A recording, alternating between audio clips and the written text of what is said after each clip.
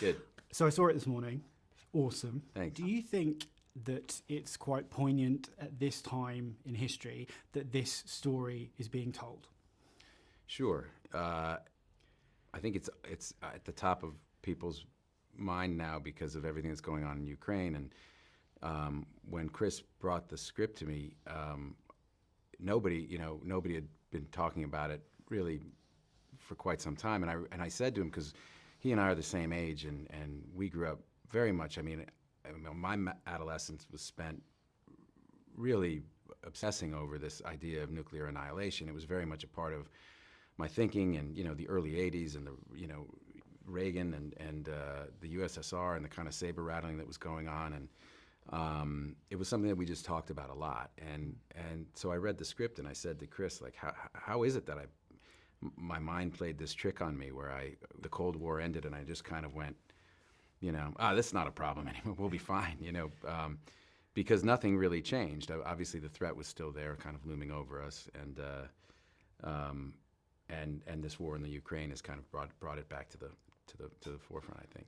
Yeah. The scene where you tested the bomb, I just literally thought that was incredible. I'd love to hear from you, someone who was there doing that scene, how that felt to film. I mean, it felt like the bomb was actually being dropped on Japan. So the tension was fantastic. We felt the weight of it when shooting it because we knew what we were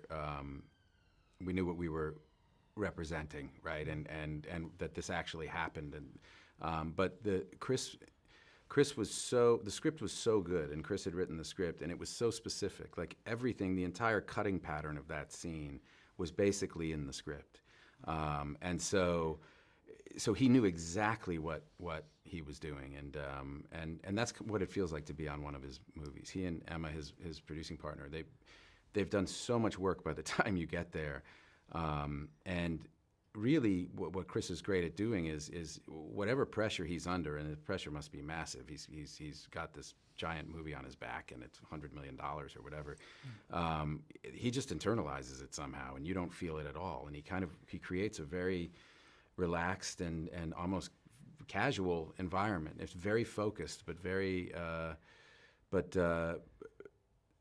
but not rigid, And so it's just a beautiful, wonderful place to go work, and he puts everybody in a position to do their best work. I guess that's one of the benefits of having a director who's also written it. But having said that, he's not trying to force you into his vision. He's really collaborative. He wants to see what you're going to bring. He leaves, I never saw a mark on the ground, for instance, for where I had to go step. Like he doesn't want to put a straitjacket on his actors. He wants them to feel relaxed, to kind of bring what they're going to bring, and then he kind of uses the best of everybody's ideas and bakes that into this bigger vision that he has in real time. It's quite a trick. Is it true that no CGI was used in this? Yeah, Chris, and I actually agree with this philosophy, which is that the audience will feel it if you do it in camera. It's not only better for the actors because it's more immersive and it's easier for them to perform to something real rather than a green screen, but the audience feels it. And CGI explosions to him, he goes, they feel safe somehow. There's something about a real explosion that you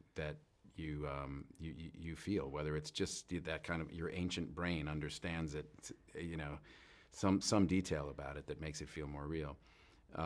But so he tries to do everything in camera, and he makes the movie the way you would have made it 100 years ago, and they really work on that visceral level. Yeah, and I mean in IMAX as well. Well, yeah, and he shoots it with that in mind because we shot on IMAX cameras. Obviously, he wants to put you right in the middle of it, and he wants to push the boundaries always. So, they invented black and white IMAX film for those black and white sequences. Nobody had ever thought to do black and white IMAX film, right? And so this movie just has kind of elements in it that just have never been seen before. Actually, I didn't know that. That's amazing. Well, it makes sense when you think about it, because he said when we were shooting, he goes, well, yeah, we've invented black and white IMAX film. You go, yeah, because you wouldn't normally shoot an IMAX movie in black and white. The whole point is that you're trying to, right, take somebody to a different part. You wouldn't you wouldn't limit the color, but like to tell an intimate story like this, for some of those moments that switched to black and white, they just had to invent black and white IMAX film. Amazing. How was it portraying a real character? I mean, how do you go back? Because I've read a lot about how Murphy takes that on and how it was on set. How do you approach that? Well, it's really about what Chris needs the character to do for the movie, right? And he was very, very clear from the beginning that this movie is called Oppenheimer because we need to go in through that perspective. This movie is going to rest on this performance by Cillian, and every supporting performance needs to be, in full support of that. That's what the mission is, kind of.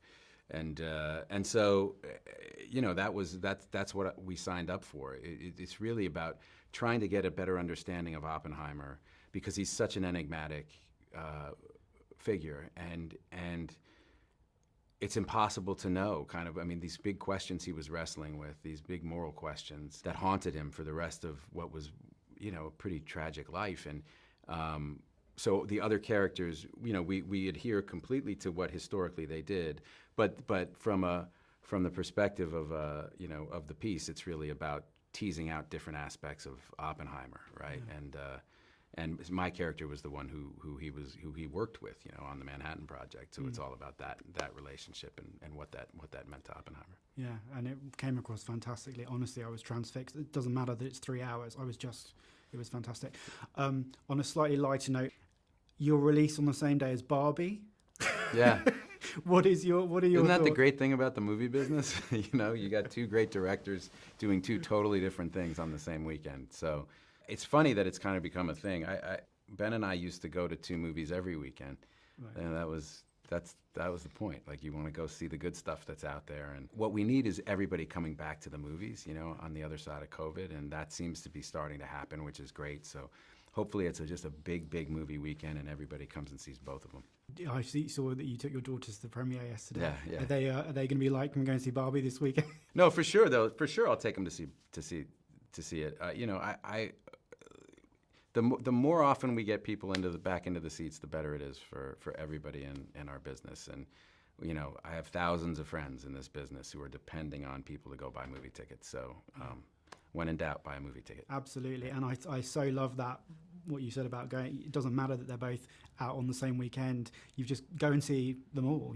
Of course, yeah. Especially look, it's a director's medium, and Greta's one of the great directors working today. So you got to see her. Whatever she's putting out, you're going to go see it. You know what I mean? Chris, obviously, whatever he's putting out, as a moviegoer, I'm going to see it. So, why not do it in the same weekend?